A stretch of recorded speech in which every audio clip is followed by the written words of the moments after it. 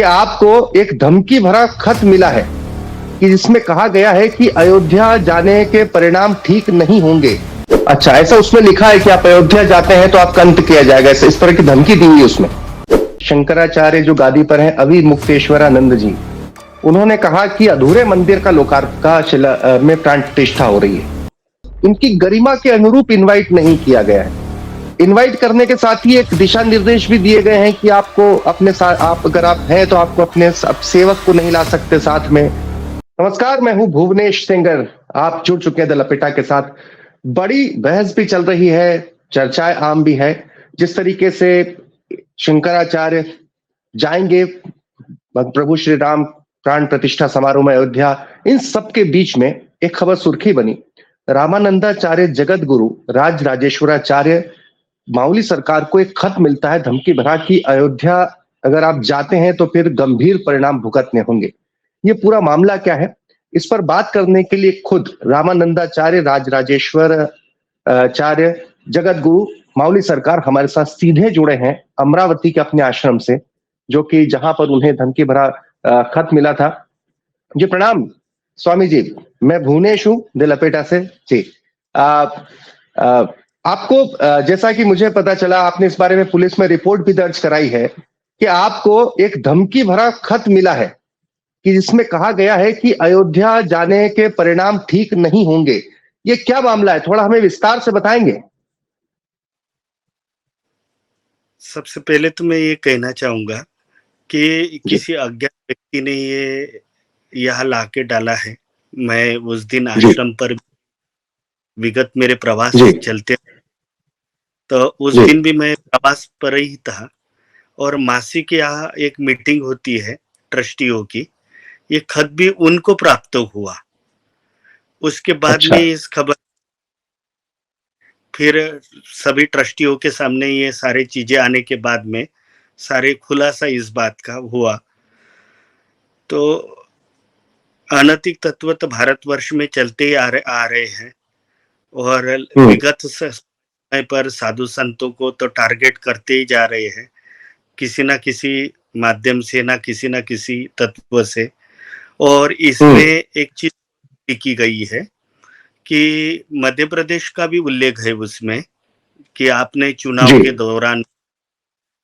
के दौरान में जैसे पूर्व सरकार में माननीय शिवराज सिंह चौहान जी के माध्यम से स्नेह यात्रा जब निकाली गई थी, तो स्नेह यात्रा में मुख्य उस यात्रा में रहा हूं, तब भी कुछ अनैतिक तत्वों का मुझे तकलीफ तो निश्चित हुई थी।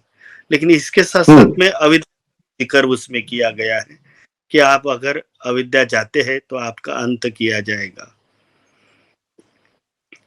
अच्छा, ऐसा उसमें लिखा है कि आप अयोध्या जाते हैं तो आपका अंत किया जाएगा, इस तरह की धमकी दी हुई उसमें? इसी तरह से उसमें लिखा हुआ है। लेकिन ये सबसे पहले खत जाके मेरे हाथ में नहीं गिरा, क्योंकि मैं तो विगत प्रवास पर रहता हूँ।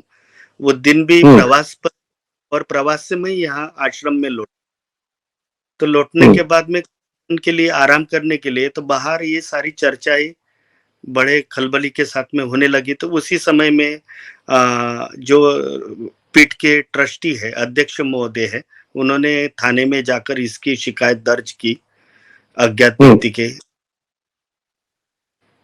अच्छा, तो आपको क्या लगता है कौन हो सकता है, कौन ऐसा चाहेगा कि आप अयोध्या नहीं जाए? मेरा तो कोई दुश्मन हो नहीं सकता। तो वर्तमान में जो अनैतिक तत्व तो राम को लेकर आज देखते हैं कि विगत हमारे 500 साल संघर्ष रहा है। कई बार भारत की भूमि रक्त रंजित होती रही है, और जब जब सनातन विचारधारा पर जो भी प्रमुख धारा में काम करने का प्रयास किया है, तो ऐसे समय पर ऐसे अनैतिक तत्व छाट डालने के लिए अग्रसर रूप से ऐसे प्रयास करते रहते हैं। तो मुझे तो किसी भी प्रकार से, मैं तो सभी को राममय समझता हूँ, शत्रु भी हो, क्योंकि हमारा इतिहास रहा है कि शत्रुता रखने वाले रावण भी माता सीता का हरण करने के पश्चात भी भगवान रघुनंदन श्री रामचंद्र जी ने कभी उसको शत्रु माना ही नहीं। तो जब उनके अनुयायी और उनके अनुचर है हम, तो संसार को तो मित्र ही समझ। वो तो समझते ही नहीं।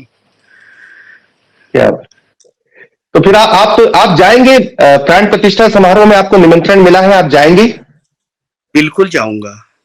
और ये तो एक ऐसा अवसर है, मैं तो अपने आप जी। को मानता कि कभी हम भी उस पल के साक्षी होंगे, कभी उस पल के भी हम साक्षी होंगे जब अयोध्या में राम पधारे होंगे।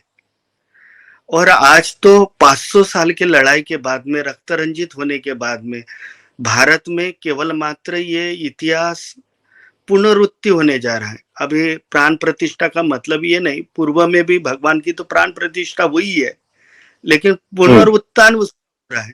और ऐसे पल का साक्षी बनने का असीम मौका माता सबरी ने भी विगत कई वर्ष तक भगवान के चरण गिरने की क्या प्रतीक्षा की। तो ये तो 500 साल से निधर्मियों के द्वारा कहीं न कहीं राम को रोका जा रहा था, राम मंदिर नहीं होने जा रहा था। ये तो आनंद का एक अवसर है, और इस अवसर को पाने के लिए अपना आपका जीवन न्यौछावर भी हो जाए और इस पल का साक्षी बनने के लिए तो मैं तो निश्चित ही अयोध्या की ओर जाऊँगा ही। बिल्कुल। अ, स्वामी जी, हाल ही में एक विवाद ने भी जन्म लिया, जिस तरीके से ज्योतिष पीठ के शंकराचार्य जो गादी पर हैं, अभी मुक्तेश्वरानंद जी, उन्होंने कहा कि अधूरे मंदिर का लोकार्पण का में प्राण प्रतिष्ठा हो रही है। हमारे शास्त्र पद्धति में गर्भगृह मंडपम नाम की उपनिषद भी आती है, और शास्त्र जी। पद्धति में ये भी कहा जाता है कि भगवान को गर्भगृह में बसाने के बाद में भी शिखर का भी पूजन होता है। तो कई बार जी। हम देखते हैं कि गर्भगृह में भगवान की स्थापना करते हैं, और उसके उपरांत में हम शिखर की अब अन्यत्र जो काम है, गर्भगृह ही मुख्य भगवान का घर होता है, और गर्भगृह बनकर पूर्ण रूप से तैयार हो चुका है। तो भगवान अच्छा। अगर उसमें प्रतिष्ठित होने जा रहे हैं, तो निश्चित ही भगवान की स्थापना तो होना चाहिए। तो और जिस तरह धर्माचार्य जो कह रहे हैं, तो हर अपने-अपने धर्माचार्य का एक मत है, वह अपने मत को खाली ज़ाहिर कर रहे हैं। लेकिन मैं हम्म। उस मत की एक चीज़ कहना चाहूँगा कि विगत के इतने वर्ष का ये संघर्ष जो रहा है, तो जी। संघर्ष के आज हमें ये अलौकिक पल वो कैसे लोग होंगे जब अयोध्या में राम पधारे होंगे, कि उस समय में जन-जन मानुस ने घर-घर में राम, राम की ये मनाही। और जब धर्माचार्य इस प्रश्न को उठाते, तो उस समय में भी भगवान के लिए मुहूर्त निकाला था कि दूसरे दिन हम्म। भगवान राम के अयोध्या के राजा होंगे। लेकिन वहाँ उनके मुहूर्त का तो कोई औचित्य रहा नहीं। दूसरे दिन भगवान को वनवास हुआ है। तो जिस मुहूर्त के लिए अब सारी जगह इसमें चिल्ला-चोट जो चल रही है, तो मैं तो ये मानता हूँ कि जब भक्त की प्रतीक्षा और भगवान का मिलने का समय आता है, तो वो कोई मुहूर्त देखकर नहीं आता है, प्रभु कृपा कभी सुलभ हो जाती है। तो इसको तो मैं ये मानना चाहता हूँ कि सभी धर्माचार्य ने इस निर्णय को बड़ा हर्ष उल्लास के साथ में स्वीकार करना चाहिए, और भगवान को गर्भगृह की में स्थापना होने देना चाहिए। निधर्मीय तो प्रतीक्षा कर रहे हैं, आगामी आने वाले समय में चुनाव है। चुनाव होने के बाद में अगर किसी भी पद्धति से अगर मंदिर बंद पड़ता है, तो हमारे यहाँ तो न्यायपालिका में किसी भी झूठा मुकदमा कभी भी तैयार हो जा सकता है। तो इसके लिए तो हल्ला-कल्ला कभी हम्म। भी कर। अब जबकि भगवान का घर बन चुका है, तो हमारे शास्त्र पद्धति में एक ये व्यवस्था ये भी है, और बड़े-बड़े मनीषियों ने जिन जिन मनीषियों ने ये मुहूर्त निकाला है, उन पर शंका करना, उनके विवेक पर प्रश्न उठाना, क्योंकि वो हम्म। स्वयं महामनीषी और प्रचंड महाज्ञानी है, जिन लोगों ने इस चीज़ को हम बालापन से देख रहे हैं, ऐसे उनका नाम सुने हैं। विद्वत जगत में ऐसे महापुरुषों का नाम सामने आया है। जब हम यात्रा काशी की करते थे, तो ऐसे महामनीषियों का नाम सुनते थे। आज जी। लोग नहीं है, लेकिन उन महामनीषियों ने जो भी मुहूर्त निकाला है, तो मैं तो ये मानता हूँ कि यथावचित ही मुहूर्त है वो। अच्छा। आपके मुताबिक उचित ही मुहूर्त भी उचित है भक्त और भगवान के मिलने का। और आपने ये भी कहा कि गर्भगृह पूर्ण हो चुका है, तो वो भगवान का जो घर है, वो गर्भगृह है, वो पूर्ण हो चुका है। एक इस पूरे मसले पर अगर हम बात करें तो ये भी कहा जा रहा है, क्योंकि बहुत सारी बातें चल रही हैं सोशल मीडिया पर, तो मैं आपसे बहुत बेबाकी से सारी बातें पूछूंगा स्वामी जी। वैसे भी हमारी सनातन संस्कृति सवाल करने की है। हम जब बात करते हैं तो नचिकेता यम से सवाल पूछते हैं, तभी जाके हमारा सनातन धर्म स्थापित होता है। तथा किम पूछते हैं तो वो बताते हैं अहम ब्रह्मास्मि। तो मेरा ये सवाल है कि ये कहा जा रहा है कि जो साधु संतों को इनवाइट किया गया है, वो उनकी उनकी गरिमा के अनुरूप इनवाइट नहीं किया गया है। इनवाइट करने के साथ ही एक दिशा निर्देश भी दिए गए हैं कि आपको अपने साथ, आप अगर आप हैं तो आपको अपने सेवक को नहीं ला सकते साथ में। आप जो है अन्य बहुत सारी उसमें रिस्ट्रिक्शन लगाई गई हैं। आपको 1-1.5 किलोमीटर पहले रोक दिया जाएगा। आप पूजा के ठाकुर जी अपने साथ नहीं ला सकते। इस तरह के आपके पास भी आए होंगे इस तरह की जनरल रिस्ट्रिक्शन, मतलब एक नियम कहें वो जारी किए गए हैं राम जन्मभूमि मंदिर निर्माण समिति ट्रस्ट के द्वारा। इस पर आप क्या कहेंगे? नेम तो निश्चित है, मुझे भी निर्देशन आए हैं। मैं भी अयोध्या आगंतुक वर्क कर रहा हूँ, तो मुझे भी कहा गया कि आप अपना दंड भी आपको रखना पड़ेगा। लेकिन भगवान की प्राप्ति और भगवान के दर्शन के लिए तो आदमी व्यक्ति तो भक्ति में ओतप्रोत और शुद्ध होता है। और हमारा तो सनातन भावना ही हमेशा रही है कि भगवान के अगर हम दर्शन के लिए अगर जा रहे हैं तो वहां तो मन के विकार को छोड़कर बाहर जाना चाहिए। तो एक बार ऐसा ही हुआ कि 2 गुरु भाई जा रहे थे और गुरुजी ने कहा कि किसी महिला को नहीं छूना चाहिए। लेकिन दोनों गुरु भाई जब 12 साल के बाद में वापस लौटने के बाद में वहां एक बाढ़ आ रही थी। तो वहां एक गृहिणी एक अपने छोटे से बच्चे को लेकर खड़ी थी कि उसको भी नदी पार करना था। तो तब बड़े गुरु भाई ने छोटे गुरु भाई को बोला कि ये गुरुजी का आदेश है, इसको नहीं मानना चाहिए। लेकिन छोटे गुरु भाई ने उठाकर उस महिला को किनारे तक पार कर दिया। तो बड़ा गुरु भाई बड़ा खपा होने लग गया कि गुरुजी का आदेश नहीं माना ना। तो तब वह छोटे गुरु भाई ने ये बड़े गुरु भाई को कहा कि अभी तक उस बात का बोझा मन में ढोरे हो। तो मैं ये बोझा मानता हूँ, जो लोग इस तरह से अगर कोई बातें कर रहे हैं, तो साल की प्रतीक्षा है। इस प्रतीक्षा में तो सूद बूद भूलना चाहिए, वो मान सम्मान अपमान इत्यादि, क्योंकि हम प्रभु के अनुचर और अनुग्रही है और भगवान के दर्शन के लिए हैं। तो वहां और आज की जो वर्तमान की भारत की परिस्थिति है, हमारे यहाँ अनैतिक तत्व भी बड़े पैमाने पर प्रवेश करते हैं। ना जाने किस चीज में कैसे क्या क्या होगा पता नहीं है। ऐसे समय में सुरक्षा के हित को लेकर दायित्व जो मंदिर ट्रस्ट ने जो निर्णय लिया है सुरक्षा को लेकर, इस विचार का तो स्वीकार होना चाहिए। आज अगर आप ही लोग फ्लाइट में जाते हैं तो वहां भी सुरक्षा की जांच होती है, वहां भी छोटी सी चीज नहीं लेके जा सकते हैं। तो इसमें वहां जिस तरह हम अधिनियम का पालन करते हैं, ये संवैधानिक नियम है। किसी भी प्रशस्त व्यवस्था को संवैधानिक पद्धति से अगर रखना है तो राम मंदिर के ट्रस्ट ने जो निर्णय लिया है वो यथावोचित निर्णय है, यथावोचित निर्णय है। जी, विपक्ष कहें या विपक्षी, हम लोकतंत्र में रहते हैं, कहते हैं कि इसकी टाइमिंग जो है वो चुनाव से जोड़ी जा रही है। फिर प्रधानमंत्री को मुख्य जजमान वहां पे होना चाहिए, नहीं होना चाहिए, इस पर आपकी क्या राय?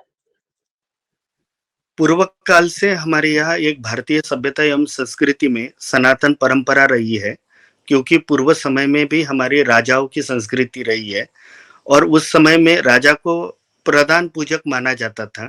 तो वर्तमान के शासक व्यवस्था में हम माननीय प्रधानमंत्री नरेंद्र मोदी जी को प्रधानमंत्री के प्रतिष्ठित पद पर समझते हैं। तो उनका वाजिब है, क्योंकि वो राजा है। और जब राजा के राजकाल में अगर कोई उनके द्वारा ये महायज्ञ होने जा रहा है, इस महायज्ञ में वो अपने समय की भी आहुति दे रहे हैं, अपने कार्य की भी आहुति दे रहे हैं। और एवं ये संघर्ष जब से उद्भव ये हुआ है तब से लेकर इस संघर्ष में निरंतर इस कार्य में और इस यज्ञ में उनका स्वांग रहा, तो उनका तो यज्ञ सफल ही होगा। तो मैं तो ये कहूंगा कि माननीय प्रधानमंत्री नरेंद्र मोदी जी ने जो निर्णय लिया है वो यथावचित है, और हम लोगों ने भी यथोचित है। उनका किए। और आज सबसे बड़ी एक बात है कि भारतीय सभ्यता की पहचान सनातन संस्कृति तो है ही है, क्योंकि हमारी पौराणिक संस्कृति एक पहचान है। कोई भी आगंतुक अन्य देश का कोई भी व्यक्ति जो आता है, वो हमारी संस्कृति का अनुचर और आचरण हमारे भारतीय संस्कृति का करता है। तो इस संस्कृति को और बढ़ावा जिस व्यक्ति की वजह से मिल रहा है, तो हम सभी लोगों ने उनकी इस यथावचित विचारों का स्वीकार करना चाहिए। जी, ठीक वैसे ही जैसे कि कांग्रेस समेत या समाजवादी पार्टी समेत कई दलों ने निमंत्रण मिलने के बावजूद ये कहा कि हम उस दिन यानी कि 22 जनवरी को अयोध्या के उस कार्यक्रम में शामिल नहीं होंगे। उन्होंने इनकार किया उन दलों ने शामिल होने का। इसे आप किस तौर पे देखते हैं? ये तो पूर्व काल से 77 साल से लेकर पहले भी हम सोचते थे कि मंदिर तो मंदिर तो नहीं बनाएंगे और तारीख तो नहीं बताएंगे। जिनकी मंशा शुरू से ही सामाजिकता में अलग प्रकार के विचारधारा से अगर बंधी रही होंगी, जो आज भी अपने भीतर में पूर्वगामी विचार को अगर पालते होंगे, क्योंकि भगवान का जो मंदिर बन रहा है वो भारतीय किसी एक धर्म का नहीं है, भारतीय संस्कृति का एक पुनरुत्थान हो रहा है। क्योंकि हमारे भारत में राम से एकमात्र रामायण ही है, और राम का चरितार्थ है कि म्यांमार से लेकर तो अन्य अन्य देशों के भाषा में भी रामायण को लिखा गया है। तो राम की संस्कृति नेपाल हो गया, अनेक अनेकों देशों में रही है। तो मैं किसी एक जाति विषयक या राम का ये नहीं समझता हूँ, क्योंकि भारतीय संस्कृति का आधार स्तंभ समझता हूँ। और ऐसे दौरान में अगर हमारे भारतीय संस्कृति का अगर कोई पक्षधर इसका सम्मान नहीं करता है, तो कहीं ना कहीं वो एक कहावत है कि दाल में काला दिखता है। तो ये तो ना कहीं व्यक्त तो हो रहा है कि दाल में कुछ ना कुछ काला है।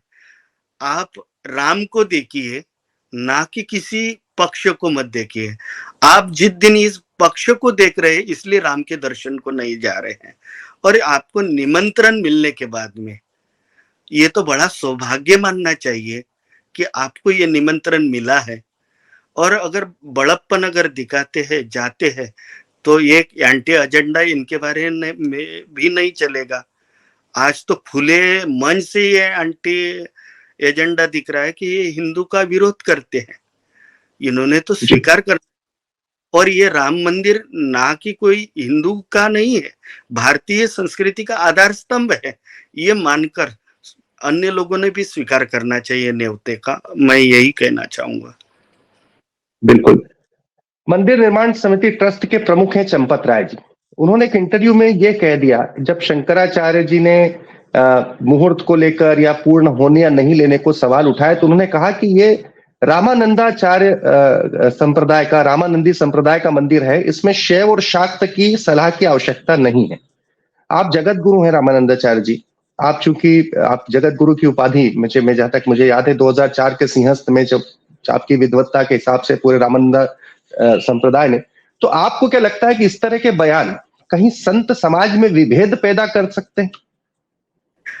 माननीय चंपत राय जी ने जो वक्तव्य किया है वह यथावचित ही है। मैं उनके वचनों का स्वीकार भी करता हूँ। खाली उसको उस चीज को अन्यथा से हम नहीं ले सकते हैं, क्योंकि भारतीय सभ्यता में हर संप्रदाय का एक आराध्य होता है। और जैसे हम संन्यास परंपरा में शिव और नारायण को आराध्य मानते हैं, वैसे ही रामानंद संप्रदाय के अनुचर भगवान रामचंद्र के अनुगामी मानते हैं। तो और पूरा रामानंद संप्रदाय जो राम जी के अनुचर मानकर उनकी निरंतर पूजा पाठ और उनके विचारधारा पर चलते हैं। और रामानंद संप्रदाय का खड़ा अक्षर जो राम मंत्र के धारक है, तो जो चंपत राय जी ने जो कहा है वो राम तो सभी के है, क्योंकि सारे संप्रदाय के राम हैं। क्योंकि समाज में ये डालने की बात भी, क्योंकि सन्यासी हो या राम, क्योंकि शिव से बड़ा तो कोई सन्यासी है ही नहीं और शिव से बड़ा कोई वैष्णव नहीं है। हम्म। माता पार्वती ने माता पार्वती ने जब पूछा कि आपके हृदय में कौन रहते हैं, तो एक तो वो तब भगवान भोलेनाथ ने कहा कि मेरे हृदय में राम रहते हैं। तो ये आज के वर्तमान के हिसाब से सांप्रदायिक बातों को बढ़ावा चढ़ावा या तेल डालने का काम नहीं होना चाहिए। सन्यास हो या वैष्णव हो, राम तो सभी के हैं। लेकिन जो वक्तव्य चंपत राय जी ने जो किया है, वो रामानंद संप्रदाय जो है राम के अनुचर है, राम के अनुग्राही है, उनके पूर्ण रूप से दासत्व को स्वीकार करते हैं, राम पद्धति को लेकर चलते हैं, इसलिए उन्होंने वक्तव्य कहा चंपत राय जी ने। ऐसा मेरा स्वयं का मत है। जी। एक व्यक्तिगत मेरे मन में सवाल था कि आपसे कभी रूबरू होऊंगा इस मसले पर तो पूछूंगा। सब जगह जगह प्रभात फेरी निकल रही है, पूरा देश इस वक्त राममय है और जगह कई कार्यक्रम हो रहे हैं और सब हर व्यक्ति सोचता है कि मेरी किस तरह की सहभागिता हो। इन सबके बीच में सबसे मुश्किल है राम के चरित्र को अपने जीवन में उतारना। और जितना मैंने पढ़ा है तो भगवान विष्णु का अवतार ही जो मनुष्य अवतार वो इसी संदेश के लिए हुआ था कि एक ऐसा जीवन जिया जा सकता है मानव रूप में कि जिसको चरितार्थ किया जा सके और जन जन तक पहुंचाया जा सके। इतने बड़े अवसर पर आप जैसे तमाम जितने भी धर्माचार्य जिन्होंने इस चरित्र को जीवित रखा जन जन के मन में, तो वो ये एक अवसर उस तरीके से कैसे हो सकता है कि लोगों के भीतर प्रभु श्री राम के चरित्र का जो आदर्श है वो भी स्थापित हो जाए, उसकी भी प्राण प्रतिष्ठा हो। राम राज्य होना बहुत जरूरी है। राम राज्य का मतलब है, जो आपने प्रश्न किया है, तो राम राज्य का मतलब है सुशासन और स्वराज्य। जब व्यक्ति में सुशासन व्यवस्था हमारी आज के वर्तमान के धरा पर कहीं ना कहीं तमाम बातें पूरे देश में जब दिखते हैं, तो तब हमें सुशासित व्यवस्था नहीं दिखती है। तो अगर हम वो उसको कल्पना ही नहीं कर सकते कि राम का चरितार्थ और राम का राज इस देश में आएगा। और ये संभव तभी है कि जब हमारे देश में और व्यक्ति मानव चरितार्थ में सुशासन व्यवस्था, सुआचरण का ही परिचय सुशासन है। और जब समाज में सुआचरण की व्यवस्था ही जब दिखने लग जाएगी, तब निश्चित व्यक्ति फिर होता है स्वराज, तो अविचारों से हमें मुक्ति मिलेगी। तभी कहीं ना कहीं राम राज्य स्थापित होगा। और आज वर्तमान में बहुत बहुत सारी समस्या है। जैसे अभी वर्तमान में राम मंदिर तो होने ही जा रहा है, लेकिन हमारे यहाँ गौ माता का भी बड़ा प्रश्न रहा है। बिल्कुल। जब जब जब धरती पर हम देखते हैं कि व्यवस्था में तीर्थ में अगर 3 लोगों के बिना तीर्थ नहीं होता है। जिस तीर्थ में संत ना हो, जिस तीर्थ में गौ माता ना हो, जिस तीर्थ में वैदिकता का विचार ना हो, वो तीर्थ पूर्ण नहीं होता है। लेकिन आज पूरे वर्ष में राम मंदिर की जैसी स्थापना होने जा रही है, तो वैसे जब तक हमारे देश में गौ माता की रक्षा नहीं होगी, जब इस देश में एक पशु ही हाहाकार कर रहा है कि भीतर में मानव के भीतर की मानवता का ही नष्ट हो गया है, तो ऐसे समय में आपने जो प्रश्न किया कि व्यक्ति का चरितार्थ किस ओर जा रहा है, और सबसे बड़ी अपेक्षा जो हो रही है, हम बोलते सुशिक्षित किसे कहना चाहिए, केवल मात्र शब्दों का सुविचारों से उपेक्षित होना, कैसा को सुशिक्षित है। आज के विचारधारा में अगर हम देखते हैं तो व्यक्ति शिक्षित दिख रहा है, वैचारिक विचारों से उपेक्षित दिख रहा है, और ना कि वो सुशिक्षित दिख रहा है। तो व्यक्ति के मानवता में चरितार्थ आने के लिए विचारों की तत्वता अगर भीतर में रहेगी, तो निश्चित ही वो राम समान आदर्श पुत्र बनेगा। और वर्तमान में हम देखते हैं, घर में भाई है, दूसरा भाई दूसरे भाई को पसंद नहीं कर रहा है। हर स्टैंडर्ड के नाम पर हर व्यक्ति शिक्षा की गुहार, हर व्यक्ति अपने आप अलग पहचान देना चाहता है।